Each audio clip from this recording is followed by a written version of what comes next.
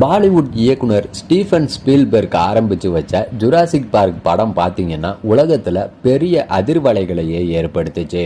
சினிமாவை தாண்டி டைனோசர்கள் பத்தின ஆய்வை பல நாடுகள் முன்னிலையும் வேகமா செயல்பட தொடங்கிச்சு.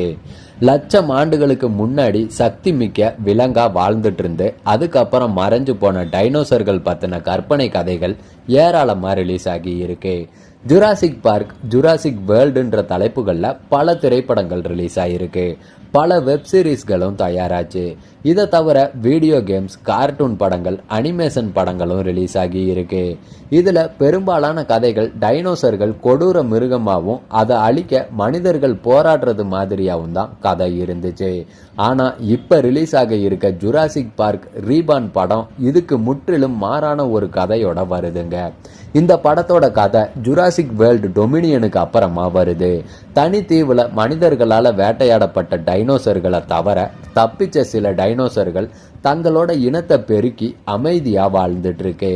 இந்த டைனோசர் கூட்டத்துக்கு 3 முக்கிய டைனோசர்கள் தலைவர்களா இருந்து வழி நடத்துது.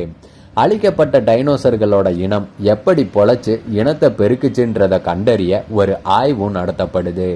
இந்த ஆய்வுல தலைமை பொறுப்புல இருக்க 3 டைனோசர்களோட உடல்ல அற்புதமான ஒரு மருத்துவ சக்தி இருக்கு. அதை கொண்டு மனிதர்கள் நீண்ட காலம் ஆரோக்கியமா வாழ முடியுன்றத கண்டுபிடிக்கிறாங்க. அதை கண்டுபிடிச்சு உலகத்தையே தன்னோட கட்டுப்பாட்டுக்குள்ள கொண்டு வர ஒரு வில்லன் கூட்டமும் டைனோசர்களோட அன்பா பழகி அந்த சக்தியை வாங்க ஒரு குழுவும் போறாங்க. இந்த பயணத்துல ஒரு குடும்பம் டைனோசர் கூட்டத்துக்குள்ள மாட்டிக்கிறாங்க. இந்த பிரச்சனைகள் எப்படி தீருது, டைனோசர் சக்தி யாருக்கு கிடைச்சதுன்றது தான் படத்தோட கதை.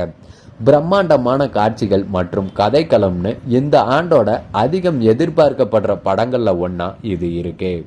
எம்மி விருது வென்ற கராத் எட்வர்ட்ஸ் இயக்கி இருக்க இந்த படத்துல ஸ்கார்லட் ஜான்சன், ஜொனாதன் பெய்லி, மஹர்சாலா அலி மற்றும் லூனா பிளேஸ் மற்றும் ரூபர்ட் ஃப்ரெண்ட் உள்ளிட்ட பலரும் நடிச்சிருக்காங்க.